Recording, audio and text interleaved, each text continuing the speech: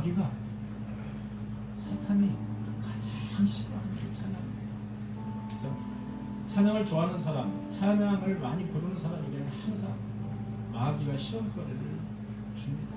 저는 그런 거를 너무너무 많이 느끼기 때문에 우리 입술과 입 속에는 항상 찬양이 맴돌아야 됩니다. 세상은 요지경 사랑과 미움과 아무리 그런 걸 불러봐야 남 얘기 하나도 없는 찬양 바로 진리이고 찬양 속에 생명이 있음을 믿습니다. 네 줄 가까이 1절만 할까요? 예, 함께 네 줄 가까이 1절 다 하시니까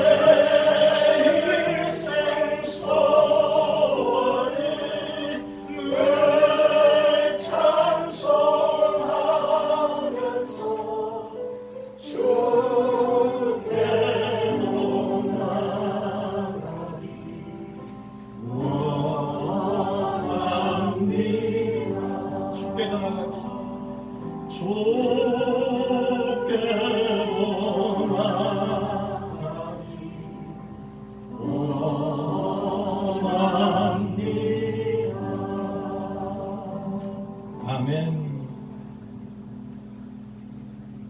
네, 그 다음 페이지 한번 띄워주세요. 예, 오늘은 지난주에 민수기 21장, 오늘은 민수기 22장, 민수기 22장부터 25장까지 바알람과 발락에 대해서 여러분과 말씀을 나누고자 하는데 사실 분량이 너무 많아서 이 한 시간 내에 이 말씀을 요약하기가 너무나도 힘들었어요. 그래서 어쨌든 주요 줄거리는 여러분들이 반드시 아셔야 됩니다. 하나님이 무엇을 말씀하시고자 이 말씀을 주셨는지 그것을 우리는 알아야 됩니다. 여기서 헷갈리는 게 발락과 발람입니다. 발락이 발락 같고 발람이 발락 같고 발락발락 하면은 이게 무슨 저게 발락발락 계속 발락발락이 나오니까 이게 무슨 말인지 알 수가 없어요. 그래서 여러분 모압 왕은 발락 발가락이다 이렇게 보시면 되겠습니다. 이렇게 이해를 하시는 게 좋을 거예요. 모압 왕은 발락 발가락이다. 그 다음에 무당 선지자는 발람 발음하기도 힘들죠. 네. 이쪽 메소포타미아 쪽이라 발음하기도 좀 힘들어요. 자, 이스라엘 자손들이 가데스 바네아를 출발해서 이제 어디로 왔냐면 여기로 왔습니다. 여기가 여리고 앞에 모압 평지, 모압이죠? 모압 평지에 이제 도착을 한 겁니다. 이쪽으로 돌아서 모압 평지에 이제 도착을 한 지금 상황입니다. 약 저기에서 왔을 때 성경에는 정확한 기록이 없지만 이제 걸어서 이제 왔을 건데 한 200~300만 명이 걸어서 왔을 거니까 아마도 최하 열흘 이상 걸리지 않았을까 그런 생각을 해봅니다. 사람이 도보로 가는 거리가 최대로 하루에 도보로 갈 수 있는 거리가 50km라고 하는데 50km는 갈 수가 없습니다. 왜냐하면 200~300만이 같이 가야 되기 때문에 잘 가야 하루에 한 30km 정도 가지 않겠습니까? 그렇게 생각합니다. 자, 모압이라는 말이 나오죠. 모압. 그 위에는 이제 암몬이 나옵니다. 그죠? 예. 모압이 나오고 이제 암몬이 나와요. 그러니까 우리에게는 생소한 말이에요. 지금은 이제 잘 안 쓰는 말이기 때문에 이제 이쪽이 이제 요르단 쪽이고요. 그다음에 위쪽은 이제 시리아 쪽이니까 우리가 이제 모압이니 암몬이니 이런 말을 잘 안 씁니다. 그래서 모압이 뭔가, 모압이라는 지역이 어떤 지역인가를 우리가 봐야 되겠습니다. 그래서 제가 모압에 대해서 찾아봤더니 여러분 아브라함의 조카가 누구죠? 소돔과 고모라 누구죠? 한자. 롯. 예, 롯입니다. 롯이 두 딸과 동굴에서 함께 살았습니다. 창세기에 보면은 함께 살았는데 남자가 없는 거예요. 두 딸이 이게 결혼을 못하는 거예요. 그래서 두 딸이 이제 꾀를 냈습니다. 꾀를 내서 아버지에게 이제 술을 마시게 하고 첫째 딸과 둘째 딸이 이제 아버지와 동침을 하게 됩니다. 그래서 첫째 딸이 낳은 그 아들이 모압입니다. 모압. 둘째 딸이 낳은 그 아들이 베남미라. 지금은 암몬. 좀 비슷하죠? 베남미, 암몬 비슷하죠? 자, 다시 한번요. 롯이 낳은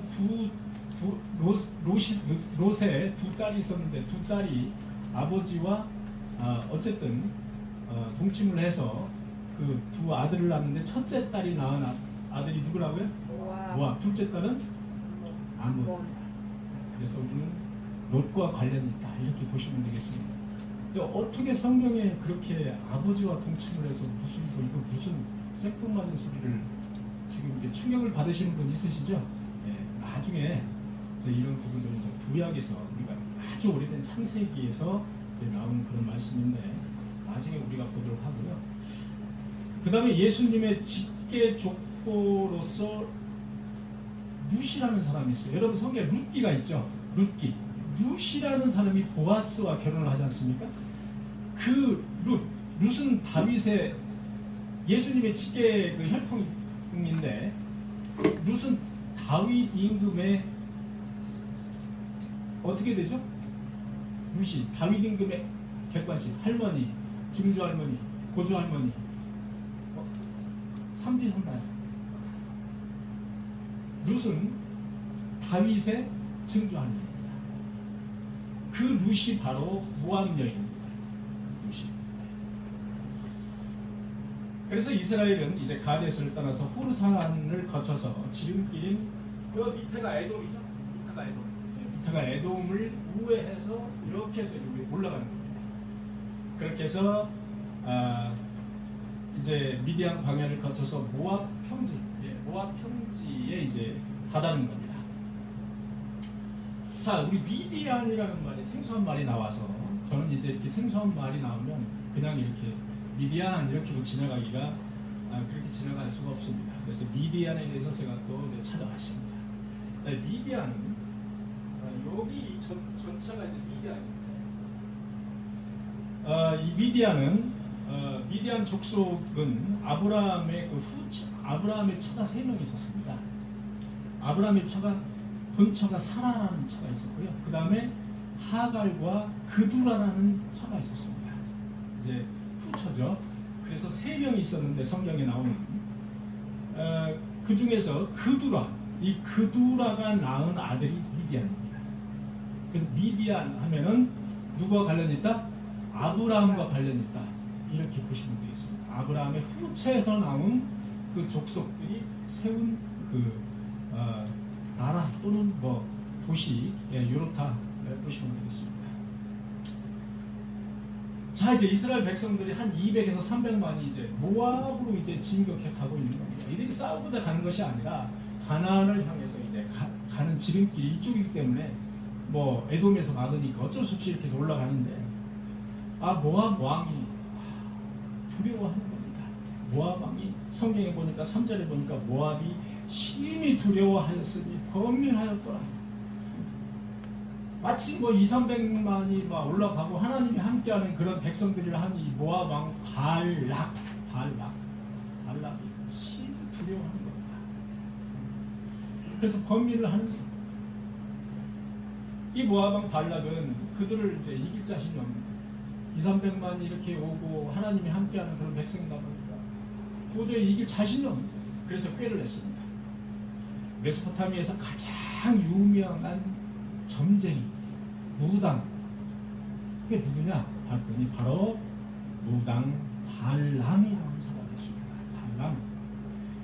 그 발람의 생각이 났습니다. 그래서 무당 발람을 통해서 이스라엘이 믿는 여호와 하나님을 꺾어보자. 저들을 꺾어보자. 그래서 발람을 통해서 이스라엘 백성들을 저주하게 하면 우리가 이스라엘 백성들을 이길 수 있다. 이런 아주 코미디 같은 그런 생각을 고하님 했다 이겁니다. 모압 왕 발락은 하나님보다 발람이라는 무당이 더 능력자라고 믿었습니다. 왜냐? 그때 당시에 메소포타미아에서는 발람이라는 사람이 여호와 하나님이 세운 이방 선지자였습니다. 이방 선지자. 여러분, 이방 선지자는 성경에 보면 여러 명이 나옵니다. 그 중에 이방 거짓 선지자였습니다. 이 발람이라는 사람. 선지자는 선지자인데 이방 거짓 선지자. 하나님은 때로는 이렇게 선지자를 세우긴 하는데 거짓 선지자로 세웁니다. 하나님의 계획을 그 속에서 이루시기 위해서 그렇게 거짓 선지자로 세운다는 사실을 아셔야 됩니다. 자, 6절에 보니까 모압 왕은 600km나 떨어진 부돌이라는 데가 있습니다. 이 위로 쭉 올라가야 됩니다. 여기에서 모압에서 600km나 위쪽으로 올라가야 되는 부돌이라는 곳에 바로 발람이 살고 있었습니다. 이 발람 무당에게 바로 장로들을 보냅니다. 여기서 장로는 지금 여기 앉아 계신 장로님이 아니고 원로라고 생각하시면 되겠습니다. 원로. 그런 원로를 이제 보내서 성경에 보니까 이렇게 되어 있습니다. 발락 왕이 발람에게 청하건대 와서 나를 위하여 이 백성 이스라엘 백성을 저주하라. 그리고 몰아내라. 그대가 복을 비는 자는 복을 받고 저주하는 자는 저주를 받을 줄을 내가 알미니라. 발락 왕은 발람의 그 무당 같은 그 발람이 하나님보다 더 인간을 이제 신뢰를 하기 시작합니다. 네가 네 입으로 저주하면 저주하니까 저주를 받으니까 이스라엘 백성들을 저주해서 몰아내줘. 이렇게 요구를 하고 있는 것을 볼 수가 있습니다. 자, 9절에 보니까 여호와 하나님이 이렇게 말씀하십니다. 너와 함께 있는 이 사람들이 누구냐? 근데 이제 고관들이 발람에게 가서 이렇게 이제 발람 왕의 말을 청하는 거죠. 그런데 여호와 하나님이 이렇게 말씀하십니다. 지금 여기 온 너와 함께 있는 이 사람들이 누구냐? 그랬더니 발람이 이렇게 말합니다. 모압 왕이 보낸 자들이 모압 왕이 이르기를 애굽에서 나온 민족이 지면에 덮였다 이겁니다. 애굽에서 나온 민족들이 200~300만이 지면에 덮여 있는 거예요. 까마득하게. 이제 와서 여기로 와서 나를 위하여 그들을 저주하라 하나이다. 이제 와가지고 나에게 그들을 저주하라고 한답니다. 저주하라고 여기 지금 찾아왔습니다. 나에게 그렇게 요구합니다. 12절에 보니까 하나님이 발람에게 이르시되 너는 그들과 함께 가지도 말고 그 백성을 저주하지도 말라. 그들은 복을 받은 자들이다. 그들은 복을 받은 자들입니다. 여러분, 민수기 22장 12절의 말씀을 한번 읽도록 하겠습니다. 민수기 22장 12절의 말씀을 여러분과 함께 읽어보도록 하겠습니다. 오늘 말씀에 아주 중요한 말씀이기 때문에 12절 말씀 시작. 하나님이 발람에게 이르시되 그들과 함께 가지도 말고 그들을 저주하지도 말라. 그들은 복을 받는 자들입니다. 그들은 누구죠? 이스라엘 백성들은 이미 복을 받은 자들입니다. 그들을 건드리지 마. 그들은 저주하지 마. 너는 거기에 가지도 마라. 이것이 바로 여호와 하나님이 무당 발람에게 명령하신 그 내용입니다. 여기서 제일 중요한 것은 그들은 이미 복을 받은 자들이라는 여호와 하나님은 그들에게 이미 복을 주셨다는 것입니다. 택하셔서 일방적으로 그들에게 복을 주시고 그들은 이미 복을 받은 자들입니다. 하나님의 뜻은 분명합니다. 거기에 가지도 말고 그들을 저주할 생각도 말고. 왜? 그들은 이미 복을 받은 자들입니다. 여러분, 성경은 출애굽에서부터 지금 시작해서 이제 애굽을 탈출해서 요단강에 건너기 직전, 여리고가 앞에 있는 요단강을 건너기 직전에 모압 평지에 와 있습니다. 그때까지 모든 사건은 일종의 비유입니다. 물론 실제로 홍해를 건넜고 모든 지금 나타나고 있는 사건은 실제로 있었던 사건이지만 우리는 거기에서 끝나면 안 된다. 그것은 모두 어떤 사건은 다 우리 인생을 살아가는데, 우리가 천국에 들어가는데, 가나안에 들어가는데 다 비유적인 말씀이라는 것을 잊으시면 됩니다.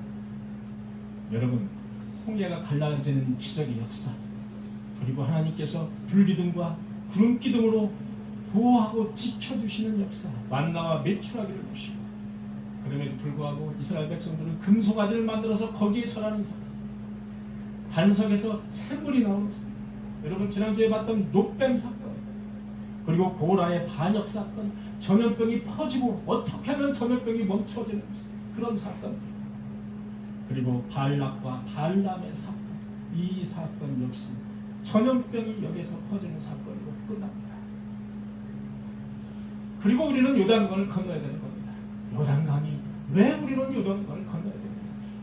여러분, 요단강이라는 강이 제가 이제 하도 성지순례를 가고 싶어가지고 일일이 요즘 찾아보거든요. 요단강 강이 우리 한강 맞습니까? 요단강의 폭이 얼마나 될까요? 잘해야 10m. 그냥 헤엄쳐서 그냥 개구리 헤엄 그걸로 건너서 얼마든지 갈 수, 아니면 그냥 쑥 그냥 건너갈 수 있는. 왜 그런 요단강을 건너야지만이 가나안이 있는지, 왜 여호와 하나님께서는 직접 지름길로 요단강을 건너지 못하게 하시는지, 왜 우리는 가나안에 가는데 요단강을 건너야 되는지, 이런 것들이 단지 요단강에 불과한 것이 아니라 이런 것들이 모두 우리 인생의 비유적인 말씀이라는 사실을 우리는 반드시 깨달아야 합니다. 이 말씀은 제가 제일 마지막에 가나안에 갔을 때 이 말씀을 사실은 드리고자 하는 말씀입니다. 여기에 나타난 발람과 발락 사건, 그리고 전염병 사건도 마찬가지로 여호와 하나님은 가나안을 앞두고서 왜 이런 사건을 이 성경의 최종 목적지를 눈앞에 둔 이 시점에서 왜 성경에 발람과 발락 사건을 삽입을 해놓으셨는지 우리는 그것을 알아야 된다 이겁니다. 단지 이것은 하나의 일종의 사건에 불과한 것이 아니라 비유적인 사건이라는 것입니다.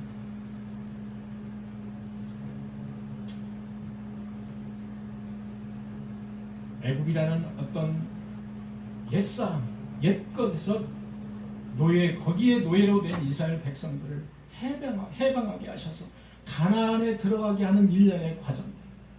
여러분, 그들이 애굽이라는 그런 나라에서 해방하고자 하는 그 욕망이 얼마나 강렬했습니까? 그 당시에? 그렇지 않았습니다. 오히려 그들은 그냥 거기에서 주저앉아서 그냥 고기 먹고 그들이 하라는 대로 하고 실컷 배불리 이거에 만족했습니다. 전혀 해방이니 이런 생각을 하지 않았던 겁니다. 그것은 일방적인 하나님의 선택입니다. 그 백성을 일방적으로 선택해서 일방적인 하나님의 사랑과 자비를 그들에게 전적인 은혜를 주셔서 그들이 그 옛것에서 해방될 수 있는, 그들이 잘나서 그런 복을 받은 것이 아니라 그것은 하나님의 전적인 은혜요, 전적인 자비요, 하나님의 전적인 하나님의 은혜의 열매라는 사실을 우리는 알아야 되는 겁니다.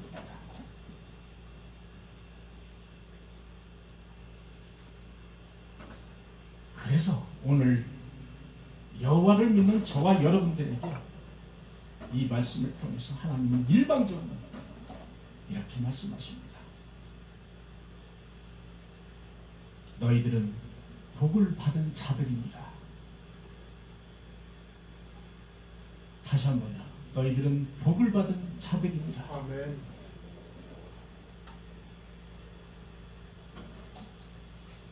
제가 쓴 원고에는 아멘이 없으면 계속해서 아멘을 다 할 때까지 계속 반복적으로 이거를 하도록 그렇게 제가 원고에다 써놨습니다. 무슨 뜻인지 아시죠? 뭐 할 겁니다. 너희들은 꼭 복을 받은 자들이니라. 이렇게 하나님은 말씀을 하시는 겁니다. 이 말씀을 이스라엘 백성들에게 하시는 것이 아니라 바로 발람에게. 그들은 이미 복을 받은 백성, 복을 받은 백성이기 때문에 너는 거기 가지도 말고 저주하지도 말라. 여호와 하나님이 얼마나 이 백성을 사랑하시는, 하나님의 그 백성들을 사랑하시는 그 마음이 있는지 알 수가 없습니다. 하나님은 무당 발람에게 따라가지 말라고 명령하셨습니다. 이 말씀을 들은 발람은 모아강 발가락에 거기 가기를 거절합니다. 따라가기를 거절합니다. 하나님이 나에게 이렇게 명령하셨기 때문에 갈 수 없다. 그래서 사신들이 이제 다시 돌아갔습니다. 600km를 다시 이제 간 거예요. 갔다가 이제 발락은 여기서 멈추지 않습니다. 더 높은 신분을 가진 그 신하들을 또 더 많이 데리고 다시 이제 사신을 보냅니다. 그래서 17절에 보니까 이렇게 되십니다.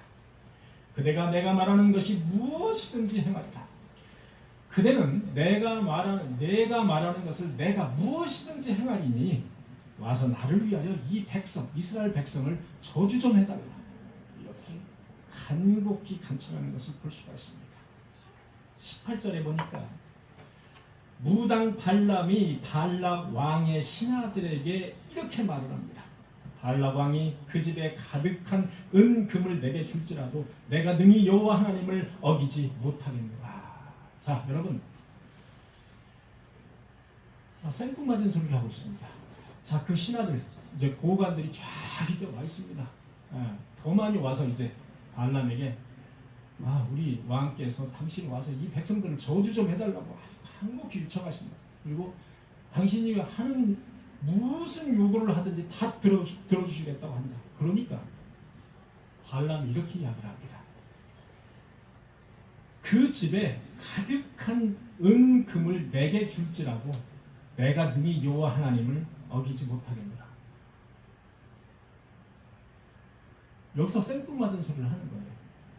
내가 여호와 하나님의 그 명령을 어기지 못한다라고 하면 끝나는데 그 집에 가득히 은금을 주어도 내가 어기지 못한다. 자, 이거를 역설적으로 말하면 당신이 나에게 금과 은을 그 집 가득히 주면 내가 한번 생각해 보겠다. 이런 역설적인 말과 같은 겁니다. 이미 발람은 하나님의 그 말씀보다는 금은 보화, 재물에 상당한 비중을 두고 있음을 우리는 알 수가 있는 겁니다. 왜 여기서 금은 보화가 나옵니까? 그들에게 금은 보화가 나올 이유가 하나도 없어요. 그런데 발람은 금은 보화, 그 가득한 금은 보화를 나에게 혹시 준다고 해도 나는 여호와의 명령을 따를 수가 없다. 여호와의 명령을 어길 수가 없다. 자, 이렇게 말하는 것은 아주 역설적이라는 표현입니다. 역설적이라는 거예요. 이미 여호와 하나님은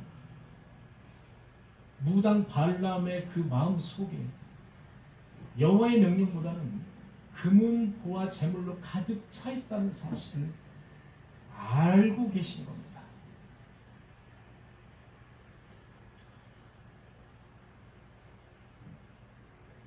발람은 선지자입니다. 하나님이 택하신 선지자입니다.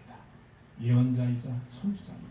그러나 그는 이미 위선자이자 타락한 선지자의 그 탈을 쓰고 있다는 것을 우리는 구절구절에서 느낄 수가 있습니다. 하나님은 때론 이방 족속 가운데 특별히 선지자를 선택을 하십니다. 예를 들면 여러분 멜기세덱 여러분 들어보셨죠? 셀렘이라는 나라의 셀렘 왕 멜기세덱 들어보셨죠? 여러분 욥 들어보셨죠? 욥. 예, 동방의 큰 어떤 부자. 예, 역시 마찬가지로 이방 선지자, 이방 예언자 이렇게 그러십니다. 그렇게 여호와 하나님은 이렇게 곳곳에 선지자, 예언자를 심어 놓으시고 자신의 어떤 계획하시는 것을 그들을 통해서 이루십니다. 역시 마찬가지로 발람을 택하신 겁니다. 발람을 택하셨는데 발람은 안타깝게도 거짓 선지자입니다. 그 마음은 이미 재물로 가득 차 있다. 하나님을 따르고자 하는 것보다는 재물을 따르고자 하는 그 마음으로 가득 차 있다.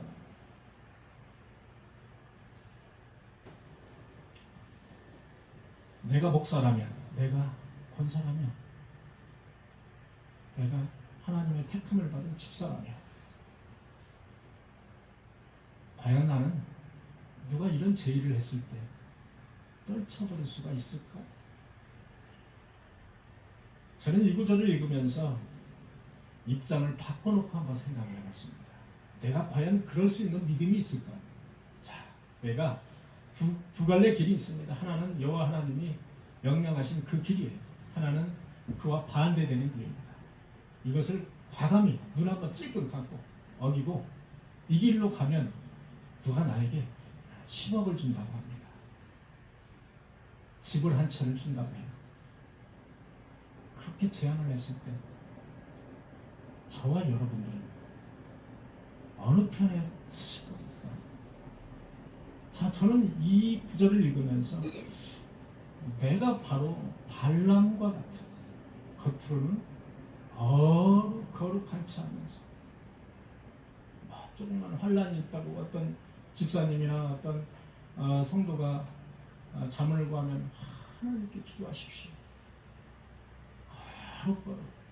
거룩을 찾으면서 나의 한편으로는 재물의 욕망을 쫓는 그런 이중적인 거짓 발람과 같은 그런 사람이 내가 아닐까, 그런 생각을 해봤다는 겁니다.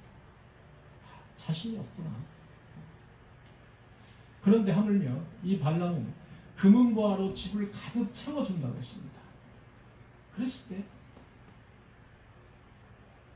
발람은 완전히 흔들린 겁니다. 여호와 하나님의 명령을 잠시 접어두고 이 재물에 욕심이 있는 겁니다. 나는 과연 재물의 길로 가지 않고 하나님이 정해놓으신 그 길로 갈 수 있는 그런 믿음의 성도일까? 오늘 거짓 선지자 발람을 통해서 우리가 바로 얻어야 될 교훈, 바로 이것입니다. 무슨 일이 있으면 나는 발람처럼 기도하는 척, 거룩한 척, 찬양하는 척. 결국 내 마음은 그와 반대되는 길, 그리고 재물을 쫓는 길, 그 길에 서기로 이미 나의 마음은 이미 상당 부분 정해놓은 상태가 아닌가.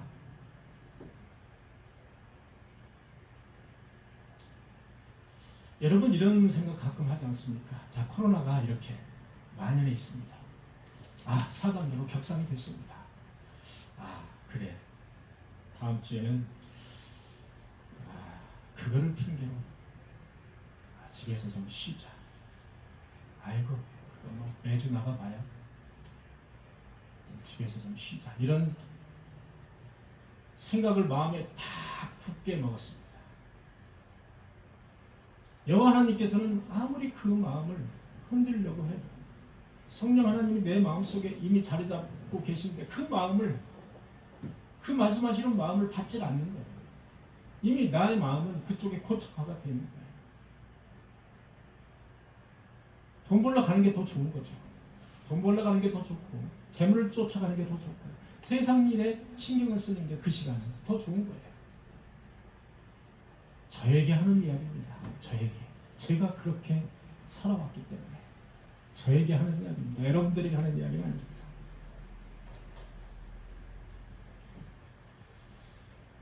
그럼 하나님은 왜 이렇게 발람과 같은 거짓 선지자를 세우셨을까? 발람과 같은 거짓 선지자를 세우신 것은 바로 하나님의 계획을 그를 통해서 실천하기 위함인 것입니다. 하나님께서 그렇게 명령하시고 왜 또 딴소리를 하시나? 그거 역시 하나님은 그 발람을 통해서 계획하시고자 하는, 실천하시고자 하는, 이루시고자 하는 그 어떤 목적을 이루시기 위해서 거짓 선지자도 세우시고 참된 선지자도 그렇게 세우신다. 그것을 저와 여러분들은 아셔야 됩니다.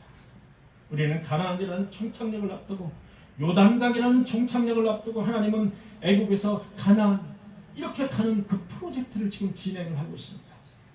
그 종착역, 그 부분에서 왜 발람과 발락 사건을 하나님은 계획하셨습니까? 왜 발람 발락 사건을 계획하셨습니까? 우리는 그것을 그 메시지가 무엇인지를 알고 가야 된다는 겁니다. 한마디로 요약하면 재물로 하나님을 팔아먹지 말라. 재물로 하나님을 팔아먹지 말라. 이것이 바로 우리가 요단강을 건너기 요단강을 목전에 앞에 두고 가나안을 목전에 두고 여호와 하나님께서 이 사건을 통해서 우리에게 주신 경고의 메시지다. 그것을 우리는 알고 가셔야 된다. 오늘의 설교 도대체 발락발락하면서 무슨 소리를 했는지 모른다고 하시면 안 되고, 발람 선지자, 이 거짓 선지자를 통해서 하나님이 하고자 하는 말씀은 바로 재물로 하나님을 팔아먹지 말라. 이 중요한 것이 핵심 메시지다. 하나님은 발람의 그 마음을 이미 꿰뚫어 보셨습니다. 20절에 보니까 하나님은 발람에게 일어나 함께 가라. 일어나 그들과 함께 가라. 왜? 발람이 이미 재물에 눈이 어두워서 가기로 마음을 다 붙여놨습니다. 이미 발람은 그들과 함께 가서 이스라엘 백성들을 저주하기로 다 마음을 굳혀놨습니다. 그러니까 하나님은 발람에게 계시를 하시는 겁니다. 그들과 함께 가라.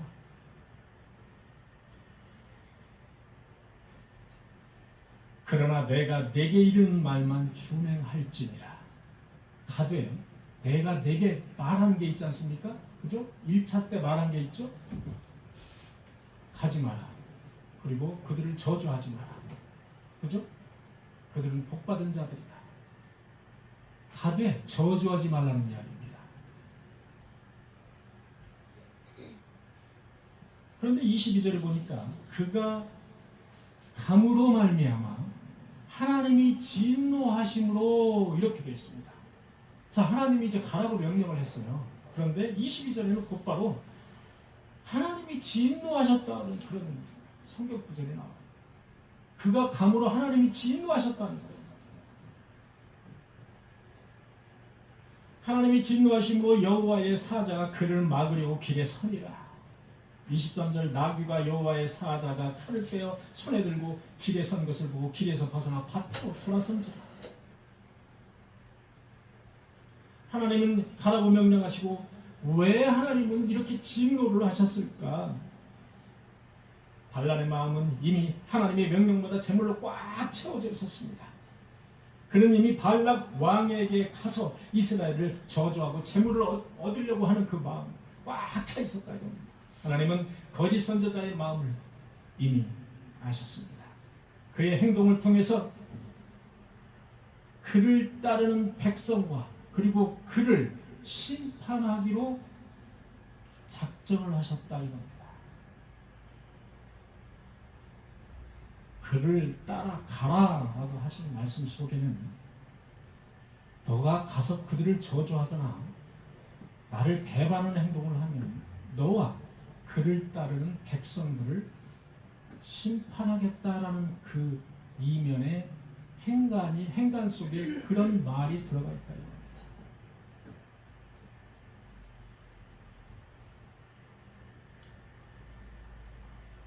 여러분, 하나님의 명령이 있는데 하나님의 명령은 전부 하나님의 명령이 전부 축복이라고 생각하시면 착각입니다. 여러분들 어떤 A와 B라는 길이 있을 때 A는 분명히 누가 보더라도 하나님의 길인데 B는 나의 길이에요. 기도를 하실 때 내가 어떤 그걸 소원하는 게 있어요. 많은 소원하는 게 있어요. 그거를 위해서 간구를 하는 거예요.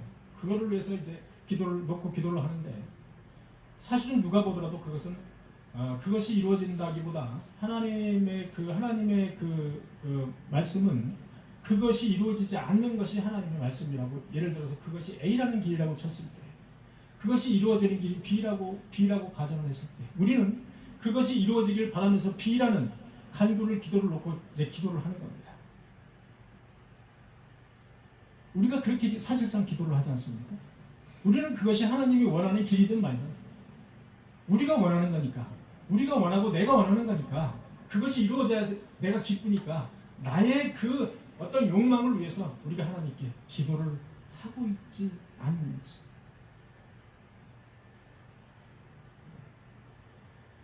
현실적으로 우리는 특히 우리 한국 사람들은 하나님의 뜻을 위해서 기도하는 것이 아니라 나의 욕망과 나의 정욕을 위해서 기도하고 있다. 그것이 우리의 현실이다. 그러면 어떻게 해야 될까?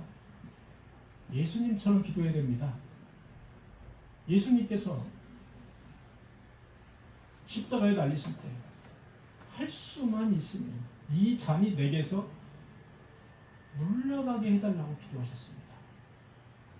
그런데 내 원대로 마옵시고 아버지의 뜻대로 해달라고 기도를 합니다. 나중은 여러분, 내가 지금 죽을 위기에 지금 처해 있어요. 하나님 때문에, 예수님 따라. 그런데 사람이니까 하나님 나의 목숨을 좀 구해주세요. 내가 이 잔을 마시기 너무나도 버겁습니다. 이 잔 좀 물러가게 해주세요.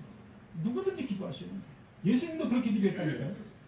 예수님, 완전하신 신이자 완전하신 인간이신 예수님도 그렇게 기도했다고요. 그렇게 기도하는 것이 잘못이 아니라는 거예요. 그러나 예수님은 거기에 덧붙이셨어요. 우리는 그것을 봐야 됩니다. 그대로 기도를 해야 돼요. 기도를 할 때 나 이것 좀 이루어주세요. 나 이 길을 너무 버겁습니다. 이 길 피하게 해주세요.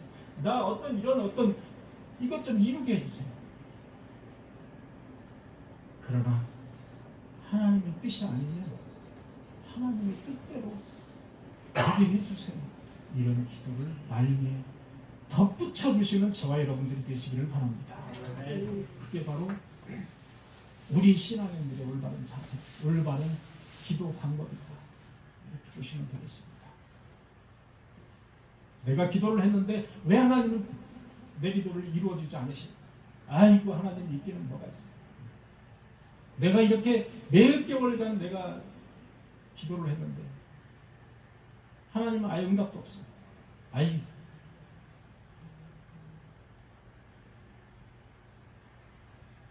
그래서 우리가 기도를 할 때 반드시 나의 간구하는 기도를 하셔야 됩니다. 우리는 사람이기 때문에 나의 간구하는 기도를 하되 반드시 하나님의 뜻대로 이루어지기를 원한다는 그 기도를 덧붙여 주셔야 하나님이 미쁘시게 보시고 불쌍하게 보시고 그 간구하는 기도를 들어주실 수 있다.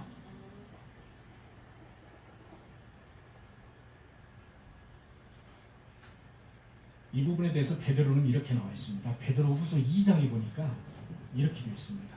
발람은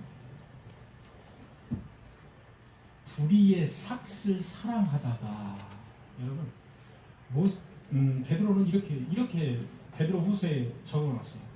불의의 삭이라고 적어놨어요. 하나님의 명령보다 재물을 사랑하는 것에 대해서 불의의 삭이다, 이렇게 베드로는 말하고 있어요. 발람은 불의의 삭을 사랑하다가 자기의 불법으로 말미암아 책망을 받되 말하지 못하는 나귀가 사람의 소리로 말하고 이 선지자의 미친 행동을 저지하였느니라. 베드로는 이렇게 그 발람의 미친 행동이라고 그렇게 적어놨어요. 그러니까 발람이 얼마나 위선적이고 이중적이고 그 거짓 선지자였는지를 알 수가 있습니다. 이 부분에 대해서 칼빈은 이렇게 말하고 있습니다. 발람이 거짓이 가득한 사람이었으나 선지자의 은사를 받은 사람. 그죠? 발람은 선지자의 은사를 받은 사람이에요. 저와 여러분들은 모두 하나님의 백성으로서 택함을 받은 사람들입니다. 그런 은사를 받은 사람들은 종종 하나님은 경건하지 못하고 신앙이 없는 사람들에게 선지자의 능력을 부여해 주신다는 겁니다. 하나님은 종종 그런 능력이 안 되는 사람에게 하나님의 택한 백성으로 지목하시고 택함을 해주신다는 겁니다. 그러나 선지자와 구원과는 구별될 때가 있다. 이거 칼빈의 말입니다. 성경에 나와 있는 말은 아닙니다. 그러나 선지자와 구원과는 구별될 때가 있다. 구원과 그리고 선지자, 목사, 권사, 집사 이거는 구별될 때가 있다라는 사실을 아셔야 됩니다. 목사, 권사, 직분이 있어도 그 사람들은 다 천국에 가느냐? 구원과는 구별될 때가 있다라고 존 칼빈은 말을 하고 있습니다. 인간의 눈에는 보이지 않는 영적인 싸움이 얼마든지 벌어지고 있다는 사실 우리는 이 나귀를 통해서 알 수 있습니다. 우리는 볼 수 없는데 그 영적인 하나님의 사자와 나귀만 보고 있는 거예요. 발람 선지자는 볼 수가 없는 거예요. 보이지 않는 겁니다. 우리 주변에 우리는 보지 않는데 영적인 그 세계가 끊임없이 마귀와 하나님의 천사와 싸움을 하거나 끊임없이 우리를 바른 길로 인도하려고 사탄은 악의 구름통으로 가게 하려고 하는 그런 끊임없는 싸움이 우리는 보이지 않는데 얼마나 우리 마음속 또 우리 그 속에 우리는 보이지 않지만 얼마나 그런 것들이 치열하게 일어나고 있습니다. 보이는 것이 다가 아니라는 겁니다. 그죠? 보이는 것이 다가 아닙니다. 여러분 코로나 눈에 보입니까? 우리 눈에 보이지 않습니다. 얼마나 지금 코로나 때문에 덜덜덜 떨고 있습니다. 우리 눈에 보이지 않아요. 우리 눈에 보이지 않는다고 코로나가 균이 없다고 이야기할 수 있습니까? 이야기할 수 없습니다. 존재하지 않습니까? 존재합니다. 그렇게 우리 눈에 보이지 않는 것들이 보이는 것보다 훨씬 더 무섭고 많다는 사실을 아셔야 됩니다.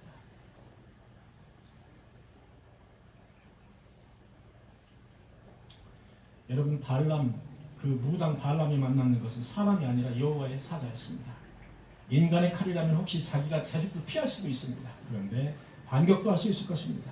그러나 영적인 존재의 칼이라면 자기는 피할 수가 없습니다. 그것이 바로 천사의 칼이라면 하나님이 주신 칼이라면 피할 수가 없다 이겁니다. 세상에는 우리가 모르는 그런 영적인 일들이 너무나 많이 일어나고 있죠. 그 영적인 존재들이 많이 나에게 하나님의 택한 백성들에게 많이 개입을 하고 있다라는 사실을 알아야 됩니다. 그래서 우리는 하나님의 어떤 그 교회에서 어떤 하나님의 그 일을 하려고 할 때 유독이 갈등이 많으신 분들이 있을 거예요. 유독이 갈등이 많으신 분들. 성령님이 그 사람 안에 내주를 하고 계신데 유독이 사탄이 많이 개입을 하는 거예요. 하지 못하고. 갈등이 많은 거죠. 내가 이거 해야 돼 말해야 돼.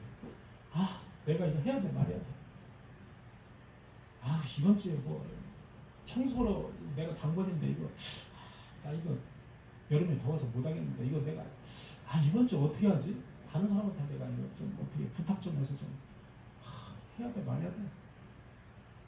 여러분 그런 갈등 많으시죠? 예를 들면 뭐 교회에서 저희 교회는 그런 게 많잖아요. 근데 예를 들면 여기 뭐 이렇게 뭐 여기 조그마한 뭐 액자가 하나 뭐 성구 액자가 필요하다든지 뭐 이렇게 뭐 교회 뭐 좀 이렇게 저거 이렇게 보면은 저기다가 내가 뭐를 하나 좀 사서 이렇게 걸어놓으면은 좀 교회가 좀 더 좀 좋을 것 같아. 그런 느낌이 드는데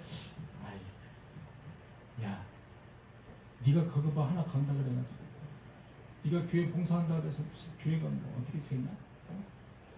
한편에 이제 그렇게 쫙 치고 도는 거죠. 한편은 아니야 그래도 내가 뭔가 교회를 좀 뭐 하나님께서 뭐 좀 했으면 좋겠는데 라는 게 또 한편은 또 이렇게 있는 거예요. 계속 갈등을 일으키는 거예요.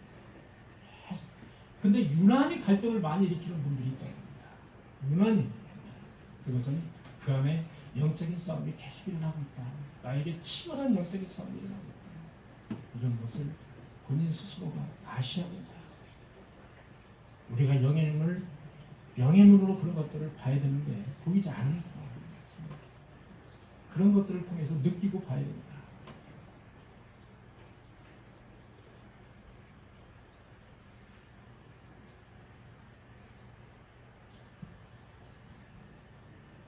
인간의 눈에는 보이지 않던 그 칼든 여호와의 사자, 그리고 그 칼을 피했던 당나귀, 그리고 나귀 등에 올라타 있던 발람은 그 영적인 눈에 보이지 않기 때문에 발람은 나귀를 계속해서 매질합니다. 너 왜 안 가고 뒤로 자꾸 꽁무니를 빼냐? 계속 매질하는 겁니다. 그리고 나귀와 발람 선지자와의 대화. 마귀가 이제 하나님의 의에 이끌려서 말을 하는 겁니다. 발람과 말을 하는 거예요. 마귀가. 이런 어떤 초자연적인 그런 상황이 지금 성경에서 벌어지고 있는 겁니다. 이 부분에 대해서 여러분들은 어떻게 생각하십니까? 만화와도 같은, 동화와도 같은 그런 이야기라고 치부를 하실 겁니까?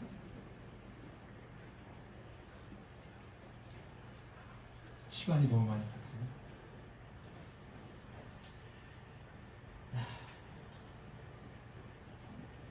발람과 발락 사건을 제가 정리하면서 이건 한 시간에는 도저히 안 되는 사건, 도저히 안 된다 이런. 제가 그랬거든요. 그래도 한번 끝까지 해보자. 그래서 짧게 요약을 한 거예요. 지금 이렇게 여기까지 왔습니다. 조금만 참으십시오. 강 집사님 이렇게 들으실만 하신죠? 네. 우리 강 집사님이 예배 시간에 한 번도 좋으신 적이 없어요. 아주 얼마나 예배를 아멘하면서, 저는 여기까지는 안 들리는데 우리 집사람이 그래요. 강 집사님 아멘 소리가 제일 크다는 거예요. 제일 그러고 많이 아멘 소리 하신대요. 제가 깜짝 놀랐어요. 우리 강 집사님의 신앙이 참 대단하시구나.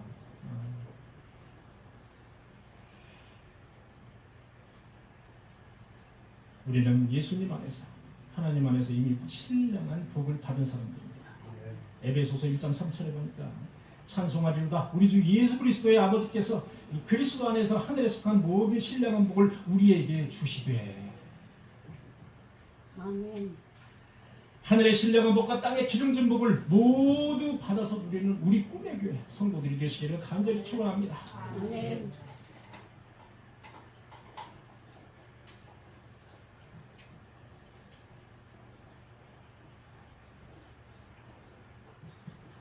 계시록 2장 14절에 보니까 발람이 발락을 가르쳐 이스라엘 자손 앞에 걸림돌을 놓아 우상의 제물을 먹게 하였고 또 행음하게 하였느니라.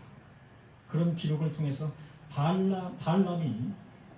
무당 발람이 발락 왕에게 이스라엘 백성을 무너뜨리는 방법으로 우상을 섬기게 했고 그 다음에 행음을 유도하였다는 사실을 알 수가 있습니다. 이것이 결론입니다. 제가 한 장을 빼먹었습니다. 이것이 결론입니다. 발람 선지자는, 이 거짓 선지자는 이미 하나님의 명령과는 동떨어진 다른 반대 길로 가기로 작정을 하고 금은 보화를 이미 여기에 마음을 두고 이스라엘 백성들과 어울리도록 행음을 하도록 하고 그 다음에 이스라엘 백성들을 우상을 섬기도록 해서 죄를 범하게 했다는 사실을 계시록 2장 14절에 나와 있습니다. 무당 발람으로 인해서 하나님의 진노로 전염병이 오기 시작합니다. 여호와 하나님을 진노하게 하면은 여러분 전염병이 온다는 사실을 우리는 출애굽에서 여러 차례, 그러죠? 여러 차례 지금 우리는 보고 있어요. 그냥 우연한 일이 아니라 여호와 하나님이 진노를 하시면 전염병으로 많이 치신다는 사실을 우리는 알 수가 있어요. 하나님이 진노로 전염병이 오고 그 전염병으로 죽은 자가 24,000이더라. 이렇게 되어 있어요. 하나님은 우리의 마음을 꿰뚫어 보시는 분입니다. 하나님 앞에서까지 두 마음을 품으면 우리는 안 된다는 사실입니다. 사무엘상 15장에 보면 거룩한 제사보다 순종이 낫다라고 말씀하십니다.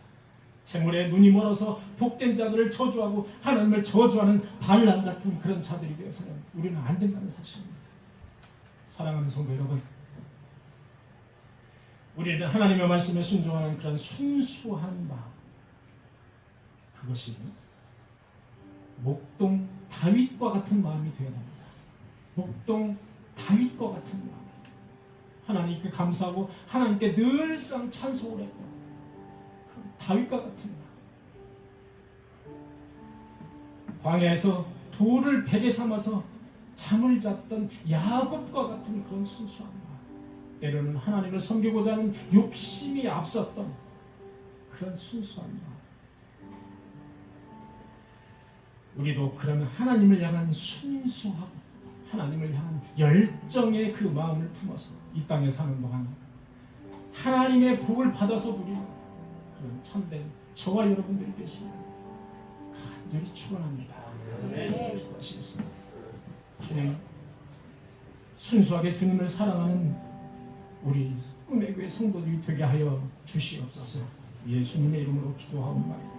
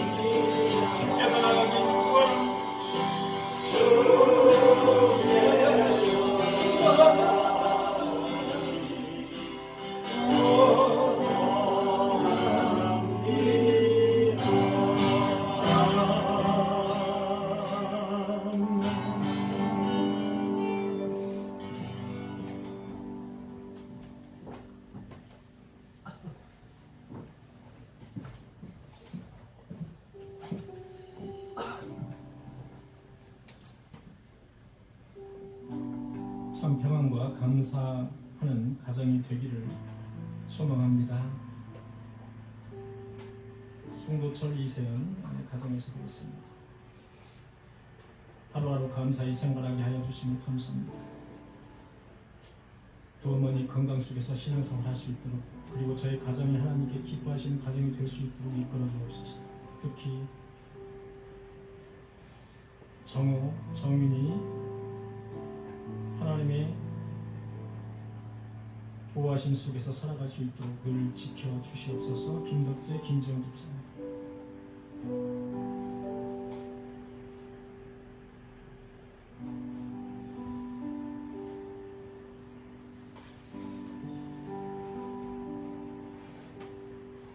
김재영, 김영우 집사님 11조 들었습니다.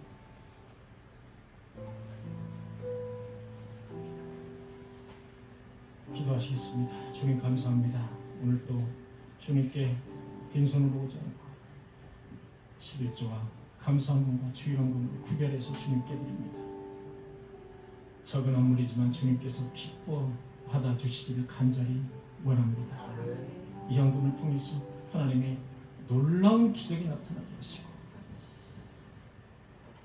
하나님의 일을 할 때마다 하나님의 그 역사하심 속에서 하나님의 나라가 확장되어지는 놀라운 그런 기적이 일어날 수 있도록 주님께서 함께하여 주시옵소서. 김정 집사님 하루하루 감사하게 생활해 주시면 감사드립니다. 부어머니 건강 속에서 신앙생활할 수 있음을 감사합니다. 그리고 그 주신 자녀를 위해서 기도를 하고 간구를 합니다. 그 자녀가 이 세상에 살 때에 아름답게 그리고 번성하게 그리고 향기나는 그런 자녀로 주님께서 키워주시옵소서. 참 평안과 감사를 하는 그런 가정이 되기를 원해서 저희 가정에서 주님께 한번을 드렸습니다.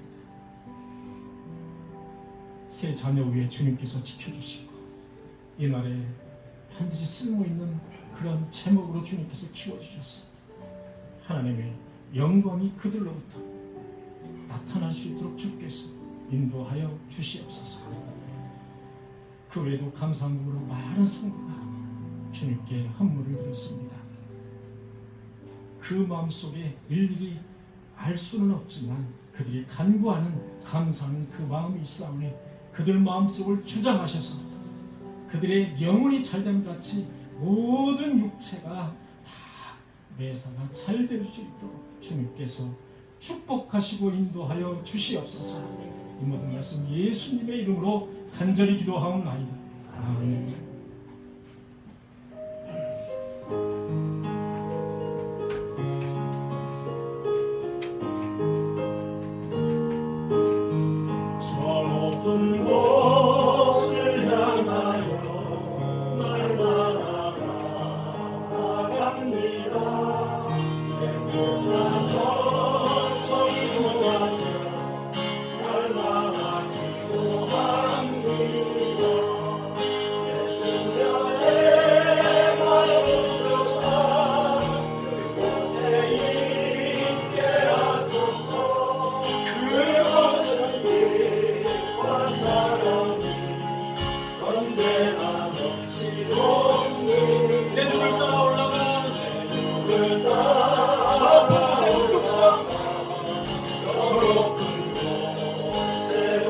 영원한 복락 부리며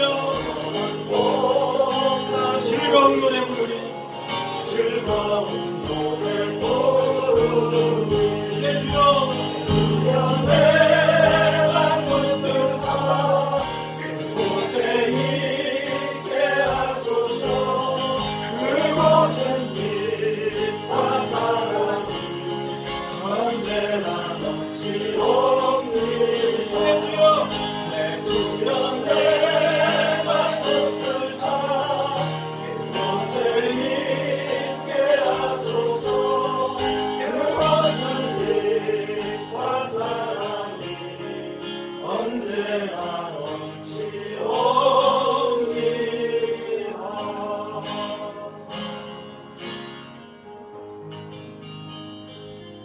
우리 주님께 영광의 박수 드리겠습니다.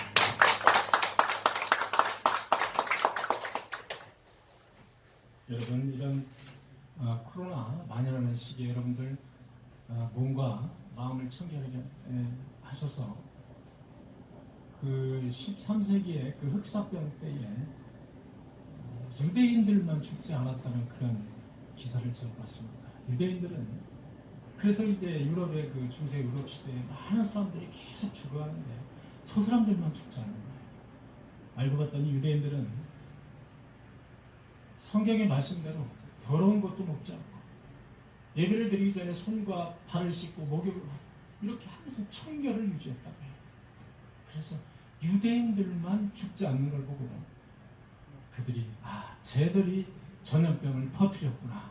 그래서 유대인들을 잡아 아주 말살하는 그런 정책을 폈다고 합니다.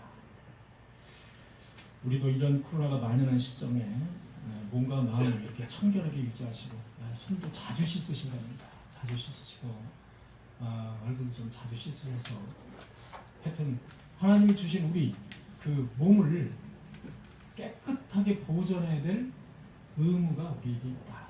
그렇게 믿으시고 주님 가르쳐 주신 기도 예배를 마치도록 하겠습니다. 하늘에 계신 우리 아버지, 아버지의 이름을 거룩하게 하시며 아버지의 나라가 오게 하시며 아버지의 뜻이 하늘에서와 같이 땅에서도 이루어지게 하소서.